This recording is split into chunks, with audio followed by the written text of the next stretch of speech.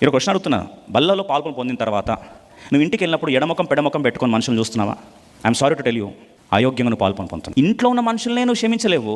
కట్టుకున్న భార్యనో, కట్టుకున్న భర్తనో, అత్తనో, మామనో, అల్లుడినో, కోడలను నీ ఇంట్లోనే నువ్వు క్షమించలేవు.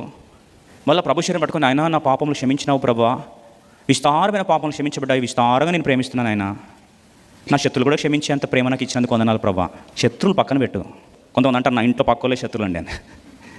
శత్రువులను క్షమించలేని మనస్తత్వం, కపటం మనసులో పెట్టుకో. మందిరంలో కూర్చొని ఒకరి ముఖాలు ఒకరు చూసుకోరు. ఇదేమి ప్రభు బలలో పాల్పొందడం? ఇక్కడే కూర్చొని వెళ్తూ కూడా శరీరం ఏమో ఏక శరీరము, కానీ హృదయాలు మాత్రం కిలోమీటర్ దూరం. బలలో ఎట్ట పాల్పొంగులు బొద్దు అవుతుందో నాకు అర్థం కాదు. మళ్ళీ పైనుంచి నాకు ఆరోగ్యం బాగుంటలేదండి అంటే, ఇందు బట్టే మీలో అనేకులు బలహీనులు, రోగులు, చాలామంది నిద్రించున్నారు. పస్కా పండుగ సరిగా ఆచరిస్తారట. పస్కా అంటే ఏంటి? వధించబడిన క్రీస్తే పస్కా బలి. వారు దేవుని సేవిస్తున్నప్పుడంట సత్తువల్ లేకుండా పోయే పరిస్థితి లేదట. తర్వాత రాస్తున్న రాయబడిన మాట ఏంటంటే, గొడ్డుతనం కూడా, అరే what a fruitfulness God wants to give. గొడ్డుతనము దేవుడు వెళ్ళగొట్టాలి. ఆరోగ్యాలు, కుటుంబాలు కాపాడబడాలి. మనసులో ఆయాసాలు పెట్టుకొని, వేదన పెట్టుకొని, ఒకరికొకరు చూసుకోలేకుండా మళ్ళీ ఇదే మందిరానికి వచ్చి ఎన్ని సంవత్సరాలు నీ జీవితంతో ఆటాడుకుంటావు, ఆరోగ్యాన్ని భంగపరుచుకుంటావు.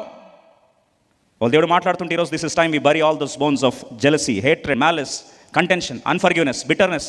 దేవునికి అన్యాయం చేసిన వేదన అన్ని సమాధి చేసి ఈరోజు దేవుడు ఇచ్చే సమకూర్పును అందరం పొందుదుము గాక.